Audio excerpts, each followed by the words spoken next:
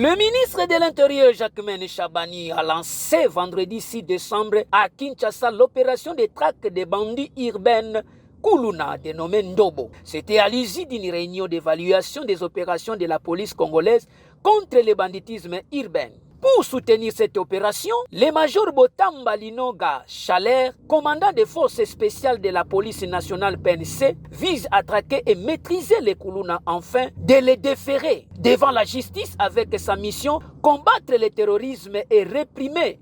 Il instruit une unité qui vient au secours de Ndobo en cas de résistance. C'est le dernier rapport de la police nationale congolaise PNC. Bandana bere, bandana équipement bozanango, peuple congolais muta somba yango, contribuable congolais, ba peuple nde ba futaka ba taxe na bango, po ba sombe la bino bandana bere tina chaussette, asomba kango ndenge nini, asomba kango po ba futaka ba taxe wana nde l'état congolais asali budget wana nde esombeli bino biloko wana, soki yozi munduki au peuple congolais à somba na mbongo na ye au baloli yango contre peuple congolais vous allez payer cash ndena isa kabina tout peuple ona azaka na mboka moko ngo komona ngo Congo il n'y a qu'un seul pays bazala na mboka musute mboka na bango Congo akoba ndo tambola banda lelo ti lobi na atambola kaka muta kutuna na soko kuta na ye bonjour monsieur OK wapi OK o accompagner soki akena ndako na yoko kutane na 1h du matin te otuna OK wapi c'est pas donc okotuna na mabela bakoko na ebongoti soko lingo interpeller uti wapi OK wapi na carte électeur OK ça va mais obi que to combien mo tarif toza na couvre-feu l'état congolais a décrété couvre-feu pour yo banda kotuna ka batuna butu ils ont payé cash le salaire du péché c'est la mort ça to landi na ba réseau makamuna ebisaka bino vous allez voir. Après les instructions du major Botamba Linoga Chaler, ensemble avec son unité qui vient au secours de Ndobo en cas de résistance, il a organisé un grand défilé au stade des Martyrs de Kinshasa pour la solidarité de son unité.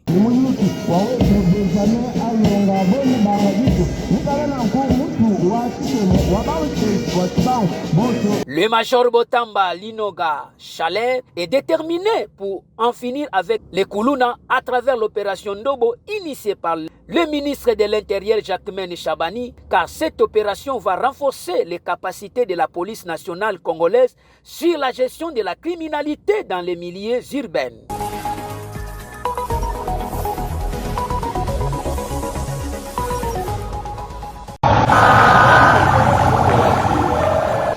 Le président de la République, Félix Tshisekedi Tshilombo, a consacré la journée du vendredi 17 janvier 2025 à la visite d'inspection des voies urbaines sur toutes les voies qui mènent à Gombe.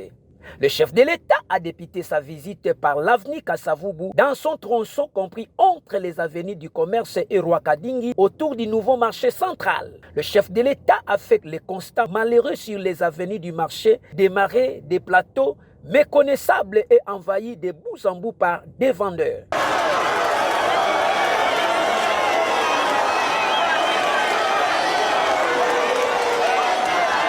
Il en est de même de toutes les autres voies secondaires d'accès au centre-ville et au marché central, notamment Kasavubu, Kabambar, Itaga, Croix-Rouge, Wangata et même Sendwe. Encouragé par la population, le président de la République a vu de ses propres yeux cette saleté et a échangé avec la population.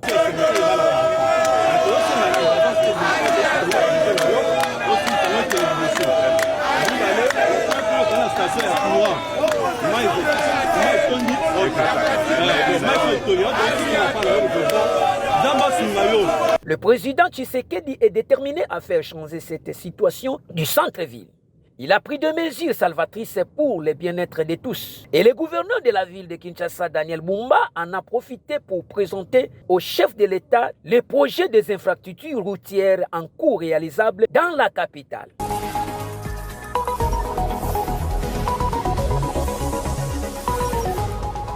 Dans Dans le cadre de sa mission de travail dans le Congo central, le vice-premier ministre de Défense nationale, Guy Kabombo Mwadjanvita, a organisé un conseil de sécurité élargi ce vendredi 17 janvier 2025. Cette réunion de haute porte sécuritaire s'est déroulée en présence du gouverneur de province Gracia Nkwanga Bilolo, du vice-gouverneur Prosper Ntela, du président de l'Assemblée provinciale Papi Mantezolo, de quelques membres du cabinet et des députés nationaux, dans la salle de réunion du bâtiment qu'habitant du siège du gouvernorat à Matadi. S'en est suivi une réunion stratégique sur la cartographie militaire, un autre problème sécuritaire de la province dans la salle de conférence du camp militaire Rejaf. Cette séance du briefing a été coordonnée par le général-major Bob Kaloubi, commandant de la 12e région militaire. Sur place, les épouses des militaires ont été changées avec les VPM qui les a remerciés pour avoir voté massivement pour le président de la République, Félix Tshisekedi Tshilombo Antoine.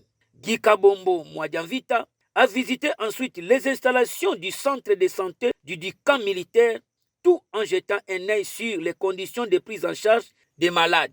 En fin de journée, le VPM s'est rendu à plus de 20 km de Matadi à Tamangadio, où il a visité un autre camp militaire, toujours accompagné du chef d'exécutif provincial Gracia Nkwanga Maswangi Bilolo. Sûrement par ailleurs que cette mission du vice-premier ministre de la Défense nationale s'élargira jusque dans le territoire de Mwanda, précisément à Kitona.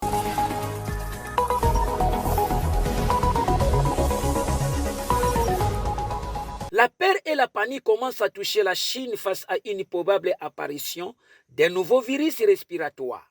Plusieurs vidéos circulent sur les réseaux sociaux chinois, montrent de nombreuses personnes en pliant dans les hôpitaux. Dans plusieurs villes chinoises, d'après les nombreux témoins, beaucoup de personnes se plaignent de problèmes respiratoires qui pourraient indiquer une urgence du virus HPMV. Une infection respiratoire grave. D'après des personnes soignantes, les virus HPMV ont commencé fortement à circuler au nord de la Chine à partir de la mi-décembre en affectant en premier lieu les personnes âgées ainsi que les nombreux enfants. Des autorités chinoises ont confirmé la présence d'une infection respiratoire qui prend de l'ampleur dans le pays en appelant la population à recommander le port de masques mais également aérer les espaces communs. Plusieurs experts de santé s'inquiètent également d'une propagation d'une infection respiratoire dans plusieurs pays du continent asiatique. Face à la situation, les États-Unis ainsi que l'Union européenne surveillent les situations alors que de nombreuses personnes sont atteintes par une grippe saisonnière plutôt sévère, mettant sous pression les services hospitaliers comme en France par exemple.